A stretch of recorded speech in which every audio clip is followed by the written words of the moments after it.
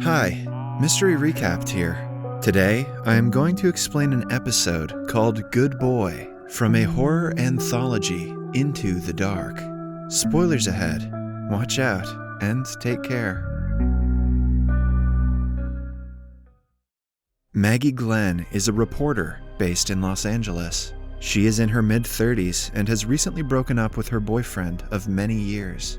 At the beginning of the movie, Maggie is in a restaurant, patiently waiting for her date.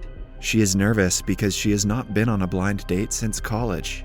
The date goes well until she asks the man about his thoughts on kids. He awkwardly says that he hasn't thought about it yet. He gets distant after the question and barely talks to her.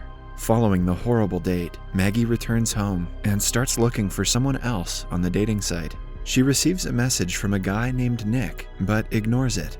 The next day at work, she calls a fertility clinic and makes an appointment. Since she is about to turn 40, Maggie wants to freeze her eggs as an extra measure to ensure she can get pregnant in the future.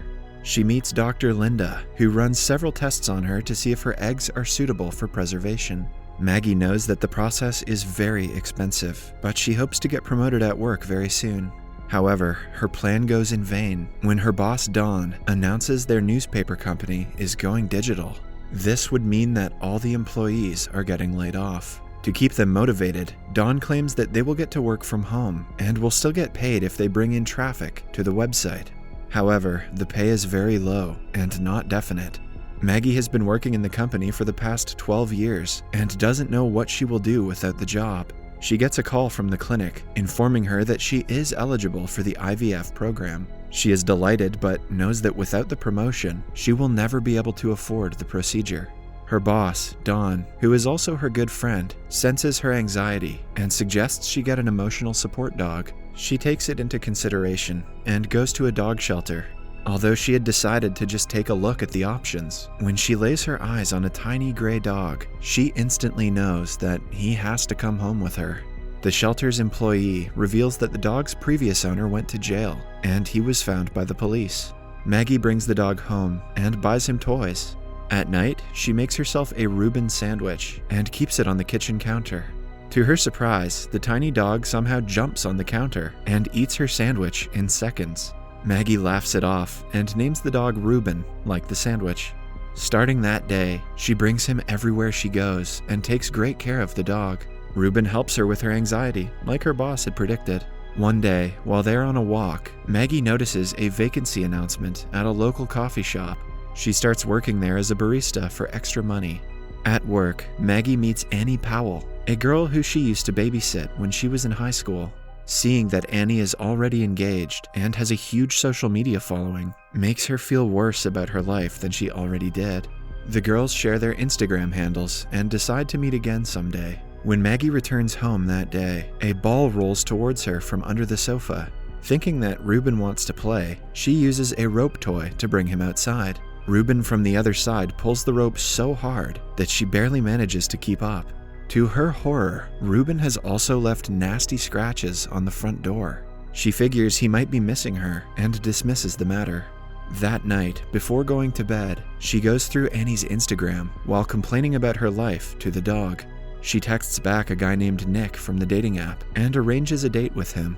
The following evening, she and Ruben go to Nick's mansion. At first, Maggie is impressed by the size of his house, but she soon finds out that it doesn't belong to him.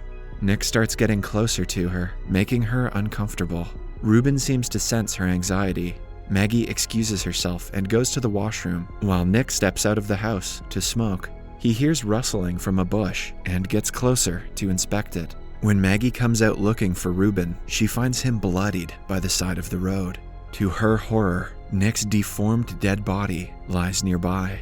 A neighbor calls the police, thinking that Nick might have been hit by a vehicle. The next day, Maggie takes the dog to the vet, who runs some tests on him and claims that he is perfectly fine. The blood on his fur might have been splattered on him from being too close when the accident occurred. She also takes his blood as a standard protocol for all dogs' first time at the vet. At home, Dawn calls her to tell that the story she covered about Nick's death is the first hit of their website. Maggie jumps in excitement when she is informed that one more hit story will ensure she gets a bonus.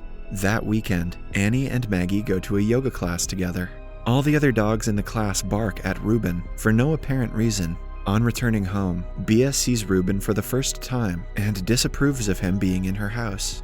Maggie persuades her to let her keep the dog, promising to keep him inside a cage most of the time. Ruben senses that Bia is making Maggie anxious and barks at her. Later, she puts him in a cage to go to work.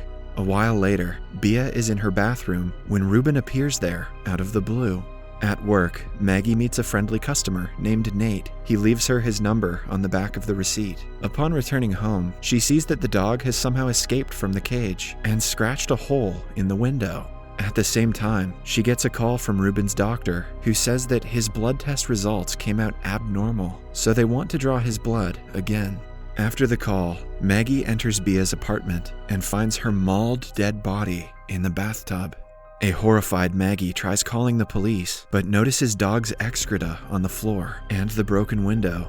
She puts two and two together and realizes that Ruben has killed Bia.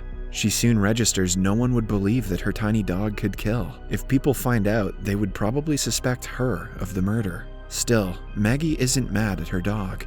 Instead, she holds him tight and assures him that everything will be all right. Maggie is starting to seem like a psychopath. Following that, she cleans up the mess and wraps up Bia's body. She drives it to the countryside and buries her. After returning home, she buys Ruben an even bigger cage to ensure he stays inside. She totally ignores what happened and goes on with her life normally. One day, while sunbathing by the side of the pool, she is approached by Bia's niece, Elena, who asks her about her aunt. Maggie calmly tells her that she hasn't seen her in a few days. A police officer arrives to investigate the disappearance. To Maggie's surprise, the guy is Nate, the customer who had given her his number. That evening, they meet for a date at a restaurant. The two seem to have a lot in common. Maggie also finds out that having kids one day is on Nate's bucket list. They enjoy each other's company and decide to go out again sometime. Maggie writes about Bia's disappearance on the website and gets more traffic than ever. Dawn texts her saying she has just confirmed her bonus. After finding that out, she goes to the fertility clinic once again to go forward with the IVF procedure. She happily returns home that day, but soon finds out that her work bonus is only $200. She goes to Dawn's office and confronts him about the pay. They get into a huge argument, which ends when Dawn fires her from the job. Dawn is a verifiable piece of crap. She brings her belongings to the car along with Ruben when suddenly the dog runs back up.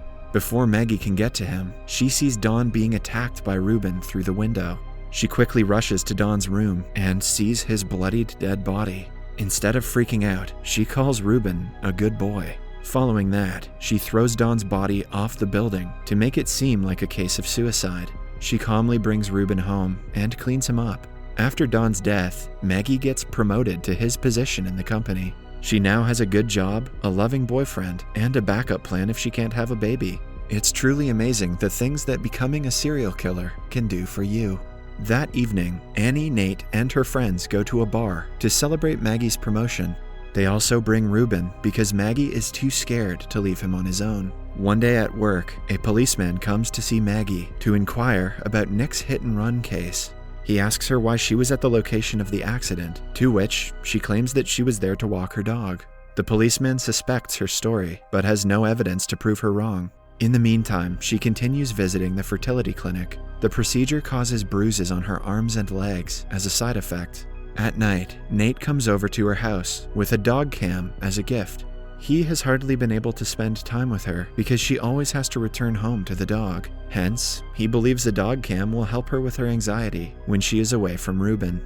Maggie thanks him and sets up the cam near Ruben's cage. Following that, they walk to Nate's house while enjoying cups of ice cream.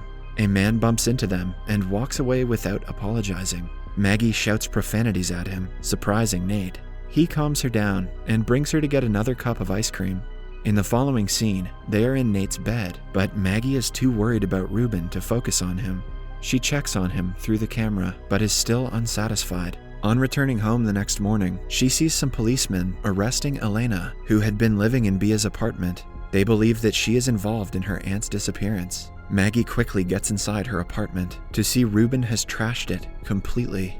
Later, she and Nate are hanging out by the pool, talking about Bia's case. Nate is unsettled by Maggie's intrusiveness about the case. He asks her regarding the bruises on her hands, suspecting that she is doing drugs. Maggie tells him about the IVF procedure. She has the final egg removal the following day, so Nate offers to drive her to the clinic. During the process, Maggie is given anesthetic drugs that make her hallucinate. She dreams of the doctor confronting her about all the murders. She tries to get free, but cannot because her hands are bound to the bed. After the process, Nate drives her home since she is too weak to do it on her own.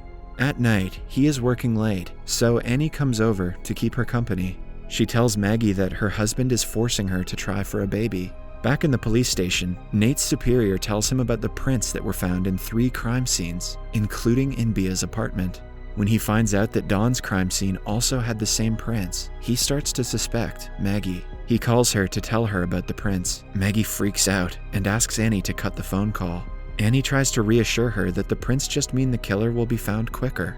Ruben mistakes Annie for making Maggie anxious and attacks her. He somehow grows into a beast and drags her into the sofa. Maggie tries her best to save Annie, but is unsuccessful. After her death, she has no option but to clean the house and get rid of the body.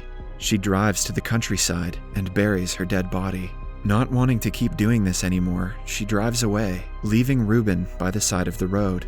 In the meantime, Nate goes through footage from Ruben's dog cam and finds Maggie dragging Annie through the door. When Maggie reaches home, he confronts her about the murders and handcuffs her. Just then, the transformed Ruben barges in and attacks Nate, killing him at last.